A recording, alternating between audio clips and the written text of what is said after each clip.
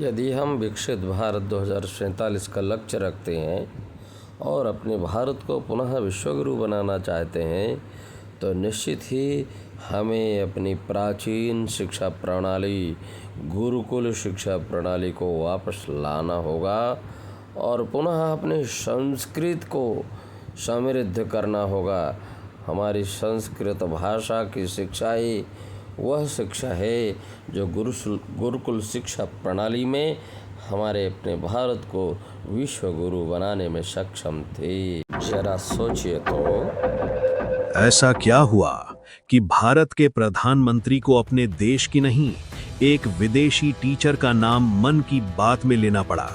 सोचिए, जिस भाषा को हम बेकार, पुरानी और काम की नहीं कहकर स्कूलों से निकाल रहे थे, उसी भाषा से आयरलैंड के बच्चों की सोच बदल गई। उनकी याददाश्त, उनका फोकस, उनकी सीखने की रफ्तार, सब कुछ यूरोप के टॉप स्कूलों को चौंकाने लगा। भारत से हजारों किलोमीटर दूर एक यूरोपीय इंसान वो कर रहा था जो हम खुद अपने बच्चों के लिए नहीं कर पाए। ये कोई साधारण टीचर नहीं है, ये वो आदमी है जिसने ऊंचा कॉर्पोरेट पद छोड़ा, लाखों की सैलरी ठुकराई और एक ऐसी भाषा के लिए अपनी जिंदगी बदल दी जिसे आज के भारत में भविष्यहीन कहा जा रहा है। और जब भारत सरकार ने एक विदेशी को पद्मश्री देने का फैसला लिया, तब सवाल सिर्फ सम्मान का नहीं था। सवाल था, क्या हमने अपनी सबसे बड़ी ताकत को खुद ही भूल जाने की गलती कर दी? आखिर क्या है रटगर कोटनहॉर्स्ट का वो सीक्रेट मिशन जो भारत से ज्यादा यूरोप को बदल रहा है? तैयार हो जाइए, ये कहानी आपको गर्व नहीं, पहले शर्म और फिर सोचने पर मजबूर करेगी। और अब देखिए वो दृश्य जिसने साल 2022 में पूरे विश्व के होश उड़ा दिए। जब दिल्ली के राष्ट्रपति भवन के गलियारों में रुतगर कोटनहॉर्स्ट का नाम पुकारा गया, तो वहां मौजूद बड़े बड़े विदेशी डिप्लोमैट्स और भारतीय दिग्गज सन्न रह गए। एक ऐसा आदमी जिसके पास आयरलैंड का पासपोर्ट है, जो पूरी तरह विदेशी है, उसे भारत का चौथा सर्वोच्च नागरिक सम्मान पद्मश्री क्यों दिया जा रहा है? जब वो राष्ट्रपति के सामने झुके तो वो सिर्फ एक अवार्ड नहीं ले रहे थे, बल्कि वो पूरी दुनिया को बता रहे थे कि भारत का ज्ञान सीमाओं का मोहताज नहीं है। लेकिन असली सवाल अभी भी वही है, एक विदेशी को इतना बड़ा सम्मान क्यों? क्या ये महज राजनीति थी या फिर इस इंसान ने आयरलैंड की धरती पर कुछ ऐसा चमत्कार कर दिया था जिसे भारत की सरकार भी सलाम करने पर मजबूर हो गई? अब देखिए इस इंसान का वो कारनामा जिसने आयरलैंड को एक डिजिटल गुरुकुल बना दिया।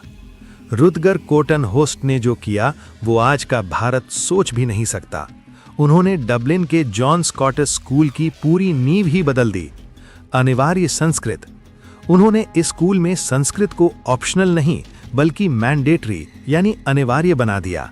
यहाँ का हर बच्चा, चाहे वो ईसाई हो या किसी और धर्म का, उसे संस्कृत पढ़नी ही पड़ती है।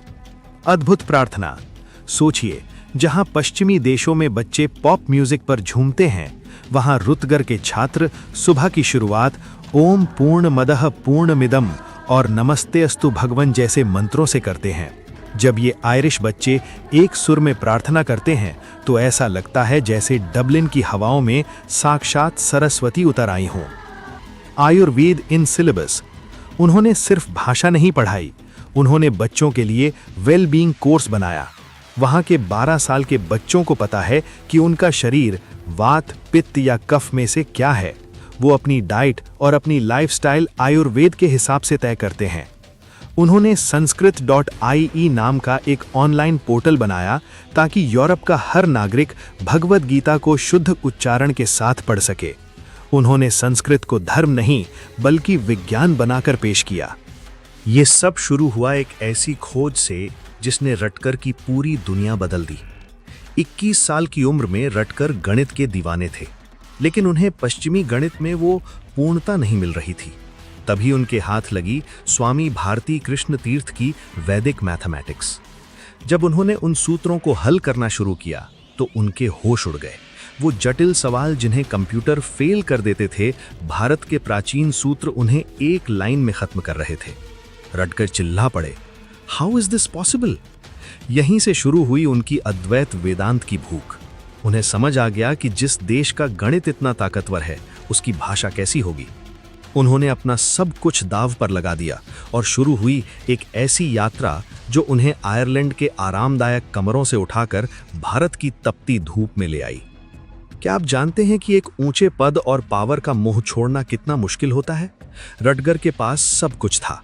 वो जॉन स्कॉट स्कूल के वाइस प्रिंसिपल थे। पूरा डबलिन उनके सामने झुकता था। लेकिन 2009 में उन्होंने एक ऐसा फैसला लिया जिसे सुनकर उनके अपनों ने उन्हें पागल समझ लिया। उन्होंने अपना इस्तीफा मेज पर पटक दिया और कहा, मुझे ये कुर्सी नहीं चाहिए, मुझे एडमिनिस्ट्रेशन नहीं संभालना, मुझे सिर्फ एक साधारण संस्कृत टीचर बनना है। सोचिए, कोई इंसान अपनी पूरी पावर और रसूख इसलिए छोड़ देता है क्योंकि उसे लगा कि संस्कृत की ये मशाल थामने वाला कोई नहीं बचा। उन्होंने खुद को जीरो बना लिया ताकि वो आने वाली पीढ़ी को संस्कृत का अनंत ज्ञान दे सकें। उन्होंने सोपानम और सरलम संस्कृतम जैसी किताबें खुद लिखीं क्योंकि वो चाहते थे कि आयरलैंड का बच्चा बच्चा अपनी जड़ें भारत में ढूंढ सके। अगर आपको लगता है कि रटगर को ये ज्ञान एयर कंडीशन्ड कमरों में मिला तो आप बहुत बड़े भ्रम में हैं। 2006 से उन्होंने अपनी हर छुट्टी साधना में बिताई। जब दुनिया के बाकी लोग यूरोप के समुद्रों पर अय्याशी कर रहे थे, रटगर बेंगलुरु के एक साधारण गुरुकुल में तपस्या कर रहे थे। जमीन पर एक पतली चटाई पर सोना, सुबह 4:30 पर ब्रह्म मुहूर्त में उठकर ठंडे पानी से नहाना और वो भयानक गर्मी जहां बिजली का नामो निशान नहीं था।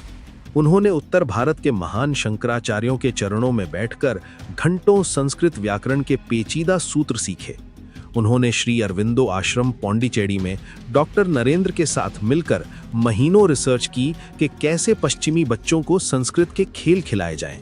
उन्होंने भारत की गरीबी को नहीं देखा, उन्होंने भारत के उस सोने को पकड़ा जो हमारे वेदों में दबा पड़ा था। रटगर की सबसे बड़ी ताकत उनकी बेबाकी है। वो आयरलैंड की क्लास में खड़े होकर दुनिया के सामने कहते हैं, English is a random and defective language. अंग्रेजी एक दिशाहीन और दोषपूर्ण भाषा है। वो बच्चों को दिखाते हैं कि कैसे इंग्लिश के नियम हर 200 साल में बदल जाते हैं। आज का इंसान 500 साल पुरानी अंग्रेजी नहीं समझ सकता, लेकिन संस्कृत, वो कहते हैं कि संस्कृत इनडिस्ट्रक्टिबल है, अविनाशी है। ये कोई साधारण भाषा नहीं, ये ध्वनि का विज्ञान है, साइंस ऑफ साउंड। वो तर्क देते हैं कि संस्कृत का वर्णमाला चार्ट मानव मुंह की एनाटॉमी पर आधारित है। जब एक बच्चा क, ख, ग बोलता है तो उसके दिमाग की नसें सक्रिय होती हैं। उनका मानना है कि संस्कृत के गुण आपके बच्चे के गुण बन जाएंगे, सटीक, सुंदर और भरोसेमंद। आज आयरलैंड के वो गोरे बच्चे कहते हैं, संस्कृत मेरे दिमाग को विशाल यानी बिग महसूस कराती है। क्या ये विडंबना नहीं है? जिस भाषा को हम पिछड़ा कहते हैं, उसे गोरे लोग सुपर ब्रेन बनाने का टूल मान रहे हैं। रुटगर कॉटन हॉस्ट की ये कहानी हमारे लिए गर्व की बात नहीं है, बल्कि हमारे चेहरे पर एक बहुत बड़ा तमाचा है। जरा दिल पर हाथ रखकर सोचिए, आयरलैंड में संस्कृत अनिवार्य है और भारत में इसे कंप्यूटर की भाषा कहने के बावजूद हम इसे स्कूलों से बाहर कर रहे हैं। एक आयरिश शख्स अपनी विलासिता छोड़कर गुरुकुल में तपस्या कर रहा है और हम अपने बच्चों को संस्कृत से दूर भागने पर इनाम देते हैं। रुटगर कहते हैं कि भारत इस वैश्विक ज्ञान का कस्टोडियन है, लेकिन अगर मालिक ही अपनी संपत्ति को कूड़ा समझने लगे तो दुनिया उसे लूटने के लिए तैयार खड़ी है। हमने अपनी जड़ें काटी ताकि हम मॉडर्न दिख सकें, लेकिन रुटगर ने उन जड़ों को आयरलैंड में सींचा ताकि वहां के बच्चे भविष्य बन सकें। दोस्तों, रुटगर कॉटन हॉस्ट कोई साधारण शिक्षक नहीं है, वो एक संदेश है। वो हमें याद दिला रहे हैं कि जो सोना हमारे पास है उसकी पूरी दुनिया दीवानी है।